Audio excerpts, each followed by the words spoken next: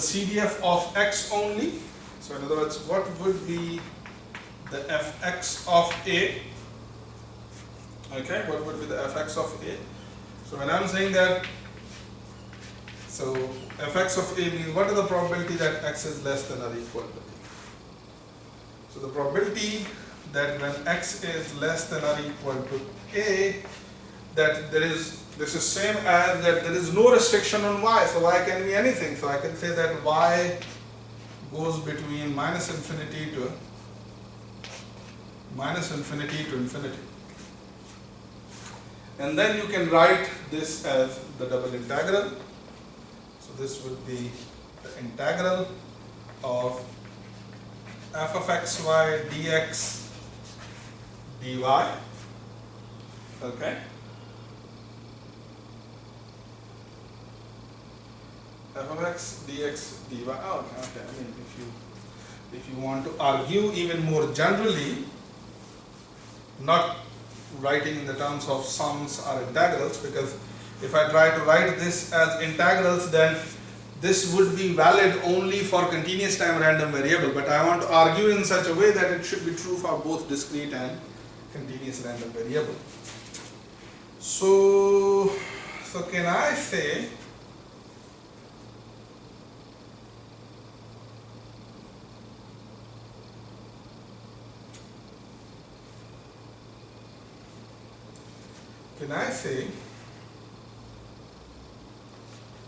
that the x, if this is the same as x is less than or equal to A, and I say that this is same as limit b goes to infinity, y is less than b actually. Okay, so y is less than b, so the b can be anything. So b can take as much as value you like. So I just rewrote this expression as this. And now since the probability measure is a continuous time measure, so if you wish, you can, is a continuous function, so if you wish, you can pull this out of the, pull this limit out of the probability, and you can write this as limit b goes to infinity, okay, probability that x is less than or equal to A and y is less than b. But this guy,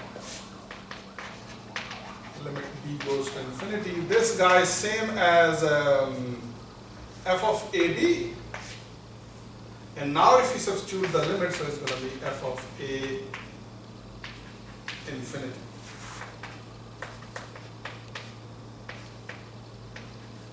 So what does this mean? This means that if you want to compute the marginal CDF, then take your joint CDF and compute it at A and infinity. A and what do you call infinity? And similarly, you can see that if you want to compute, for example, Fy of B, okay, the marginal CDF of B, so this is same as that you compute your f at infinity and b. Okay, so that's a relationship between joint and marginal CDF factor.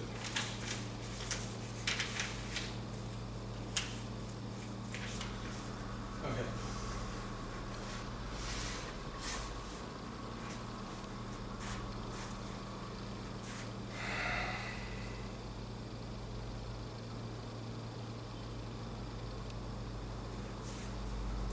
Let's compute some more probabilities.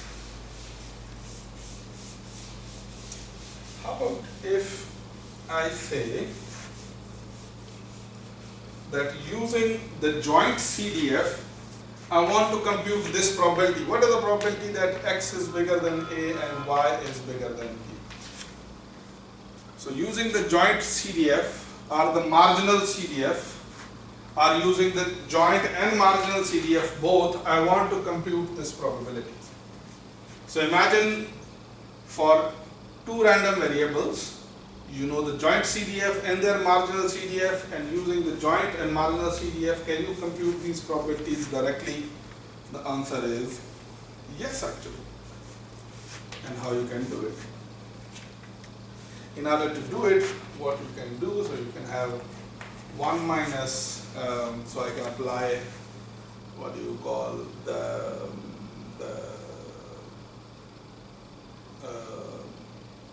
I can apply the complementation rule. Okay, so x bigger than a and y bigger than b, and it's complement actually. So this is like an intersection, and you have the intersection of these two events are complement. So this must be equal to, if you simplify this must be equal to the probability of x bigger than a complement union by De Morgan's law. So x bigger than a intersection y bigger than b complement is x bigger than a complement union y bigger than b complement. Okay, so this is what it is going to be, and you can write this more explicitly as 1 minus, what is the probability that x is less than or equal to a union, okay, and y is less than or equal to b. So this is what that you have to compute actually. And if you want to compute this, so you can apply your favorite A union B probability formula. So it's going to be the probability that x less than or equal to A minus probability that y less than or equal to B minus or plus probability the intersection of both. In other words, x less than or equal to A, y less than or equal to B, then you have it actually. And now you can say that this is same as 1 minus fx evaluated at A, fy evaluated at B, plus f of AB. Okay, so this is going to be the probability x bigger than A and y bigger than B, that if you know the marginal CDF and CDF, by the way, you can compute the marginal CDF using the CDFs, the joint CDF, and then compute such probabilities directly. Okay. An exercise for you to deal with, you can treat this formula as a particular case of this. That imagine I have x that goes between A to B, and I have a y that goes between C to D, and I want to compute these probabilities using the marginal CDF and the CDF actually. The answer is you can do it in this manner. Okay? So it's going to be f of, so prove it yourself. Okay? So it's f of AD, okay, AD plus f of AC minus f of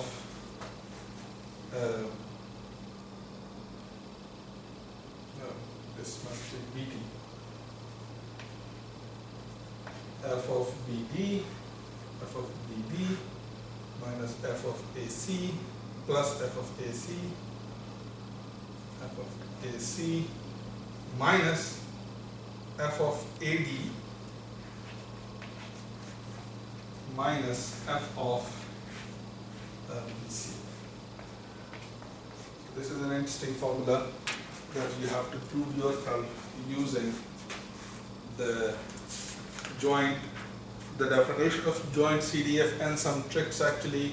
Maybe making a picture would help you, because x being between A to B means we are talking about a rectangle. What is the probability that x and y sits in a rectangle?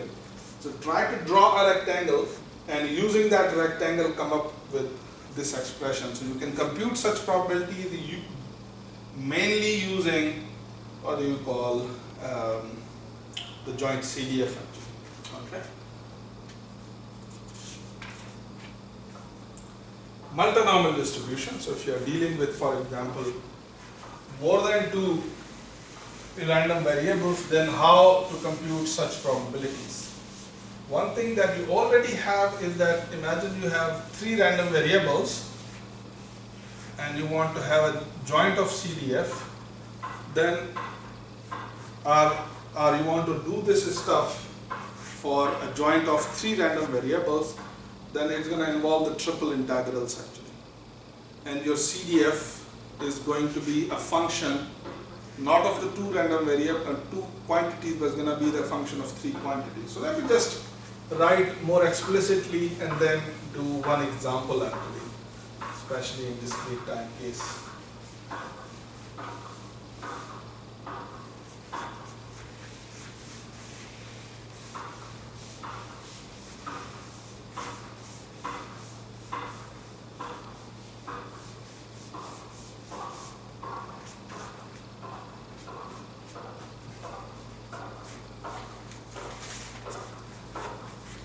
Be the generalization of this. So, imagine you have n random variables and you want to write the CDF actually. The CDF is going to have the joint CDF of n random variables is going to have n components. So, you're going to solve A1, A2 up to AN, but what should be the meaning of f of A1, A2, AN? So, it's going to be the joint PDF that what are the probability that x1 is less than or equal to A1, x2 is less than or equal to A2, and xn is less than or equal to AN actually. Okay, this is what xn is less than or equal to AN. Okay, this is what is going to be the joint CDF.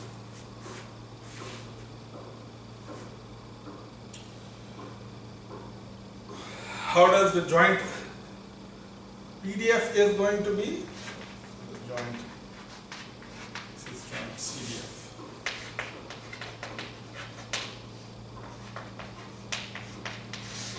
Joint CDF. By the way, I must mention, there must be an obvious relationship between two-dimensional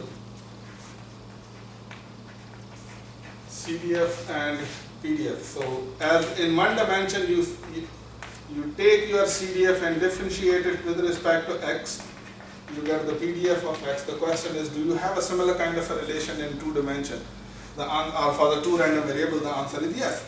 So, if you take your f of AB and take the 2 derivatives, first say with respect to A and then secondly with respect to B, then this is going to give you the f of AB. So, if you know the CDF for the joint of the joint CDF, you can compute the joint PDF actually. Okay, especially in case of the continuous time. Okay, so this is joint CDF. What would be the joint PDF look like? Okay, the joint PDF would be a function of f of x1, x2 up to xn, okay, such that it satisfies 2 properties. Number 1, this number should be between 0 to 1. Secondly, the integral of f of x1, f of x2 up to f of xn with respect to dx1, dx2 up to dxn. So the n integrals where x1 is between minus infinity to infinity, x2 is between minus infinity to infinity, x3 is between minus infinity to infinity. All this should be equal to 1 actually. So if you have a 3 variables, the triple integral over the entire cube or over the entire 3-dimensional space should be equal to 1 actually. So these are the properties of joint PDF actually. Similarly, what would be the meaning of, imagine you take C to be a subset of say Rn and you want to compute what is the probability that the vector x1, x2 up to xn belongs to C. So this would be equal to an integral, okay, over the region where x1, x2, xn points, arbitrary points belong to the region C. You integrate the PDF, okay, over this region actually, dx1 up to dxn. And then again, if the C is like, okay, A1 cross A2 cross AN, so it's a kind of a hypercube actually, okay, maybe, you know, the cross product of n sets, okay, where all of these AIs are subsets of R, okay, then what would be the probability that, you know, x1, x2 and up to xn belongs to C? This probability would be same as, what is the probability that x1 belongs to A1, x2 belongs to A2 and xn belongs to AN actually, okay, and these probabilities can be computed as integrating the CDF f of x1, f of x2 up to f of x1, dx1, dx2 up to dxn, while integrating the x1 over the set A1, x2 over the set A2 and xn over the set AN actually. Okay? So the recipe is precisely same for, you know, higher dimension if you want to compute, for example, the probabilities actually. So these are the continuous case, but in case of, for example, discrete, these integrals, just replace these integrals by what do you call sum. Okay? And this kind of relationship between CDF and PDF would look like that if you take your f of x1, x2 and xn and you differentiate n times this joint CDF, say first with respect to x1 and then x2 and so on and so forth, xn, you should recover what you call f of x1, x2 up to xn. So this is what that you should get at. So it's a straight generalization. There's nothing too much difficult if you have three random variables or a vector of three random variables, or you know, four random variables or even n random variables actually. Okay? As I am saying again, and that's an important point, you can also, so you can treat this stuff as the joint CDF, joint PDF of these n random variables, but you can also treat, for example, this as a vector, and you can say that this is the CDF of this random vector and this is the PDF of this random vector, and these are the ways to calculate the probabilities that these random vectors are going to be in some sets actually. Okay? So the joint of xy can also be treated as a random vector actually, and that's an important thing that you should remember.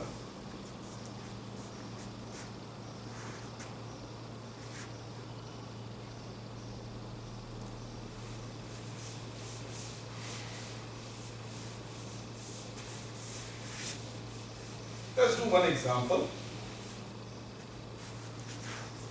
One example is about multinomial distribution now. Okay. So what is multinomial distribution? So we know about the binomial distribution.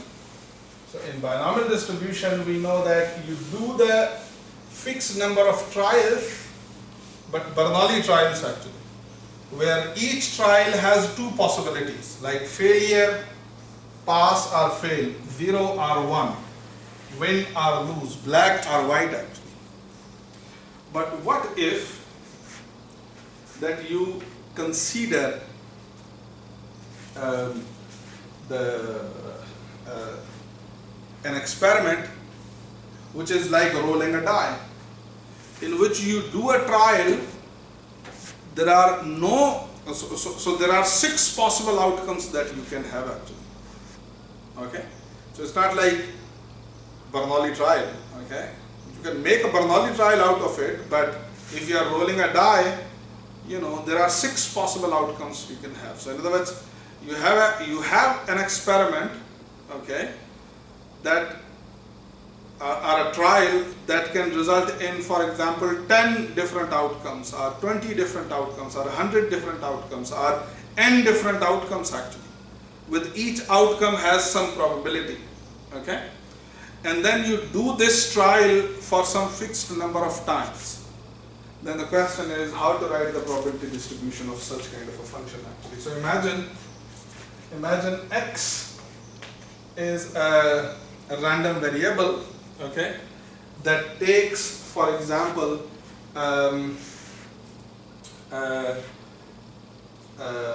r different values. So it takes, for example, 0, it takes 1, 2, 3, and up to r values, for example. I don't know. I mean, you can call it.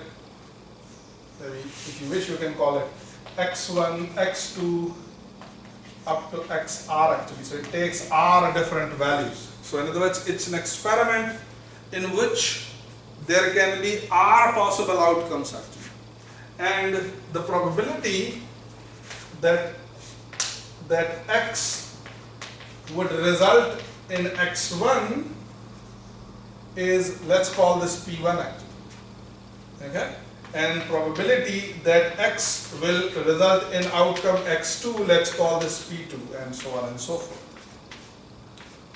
X result xr is what you call pr. Obviously, what are the restrictions on p1, p2, pr? That all of these pi's should be between 0 to 1, and sum of these pi's from 1 to r should be equal to 1 actually. Okay? So it's like, so for example, one example of this could be x. So you take for example, you roll a die and there are 6 possible outcomes for it actually. So you can have the outcome 0, you can have outcome 1, you can have outcome 2, 3, 4, not 0, 1, 2, 3, 4, 5, 6. And what is the probability that outcome 1 can appear? So it's 1/6, 1/6, 1/6, 1/6, and 1/6. So the sum of all these 1/6 is equal to 1. Okay. Now imagine you roll this die, but for a fixed number of times. In other words, you do this experiment, but for a fixed number of times actually. So let's say you do this for the n times. So consider you do trial x,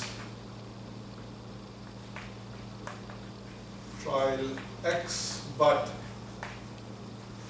for say n number of times.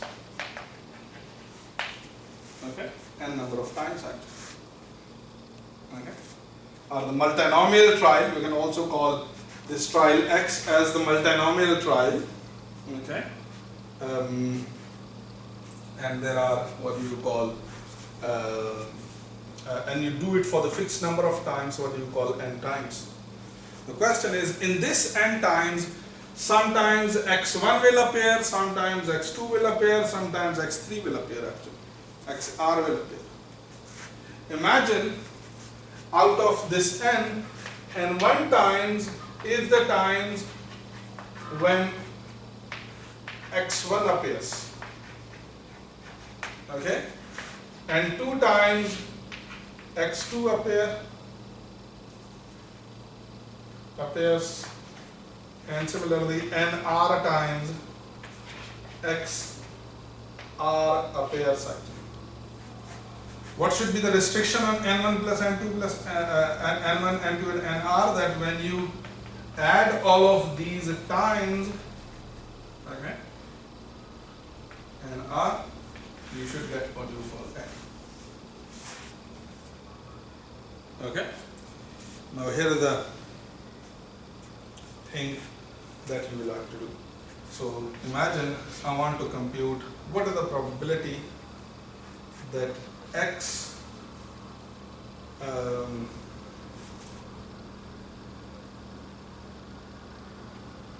by the way, you can also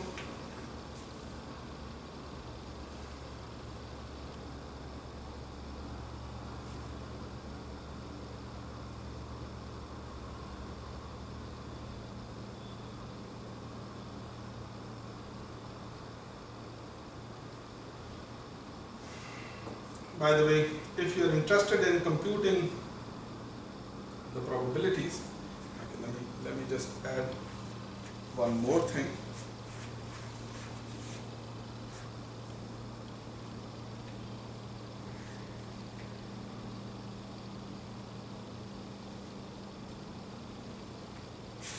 Let xi denotes the number of times, obviously in these n experiment, n trials, and independent trials, okay, number of times xi appears, okay, number of times xi appears, and how many times we have assumed this. So we have assumed that x1 appears for x1 times, x1 appears for n1 times, x2 appears for n2 times, and so on and so forth actually. So I can say, what is the probability that x1 appears n1 times and x2 appears n2 times and xr appears, for example, nr times? You can write this probability as in the terms of the multinomial distribution. How? Take the multinomial coefficient n, n1, n2 up to nr, okay, and multiply it with, say, p1 appears n1 times, p2 appears n2 times, so on and so forth, and pn, pr appears nr times actually. So this would be really the probability of the joint of the R random variable. That's a joint probability distribution of xi, in other words, R random variables actually. Okay? R random variables. And you're going to call this as a multinomial distribution actually. So this is multinomial distribution. Generalization of this binomial distribution. So this is multinomial distribution. So if you take, for example, n equal to 2, so you're going to recover the joint distribution. Let's do an example.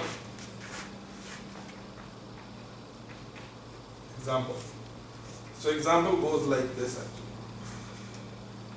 Imagine that you roll a die, okay, for 9 times.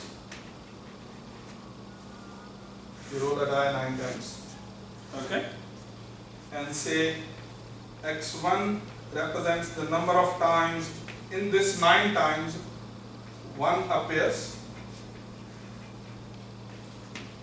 x2 represents the number of times 2 appears, and so on and so forth. Xn, x6 represents the number of times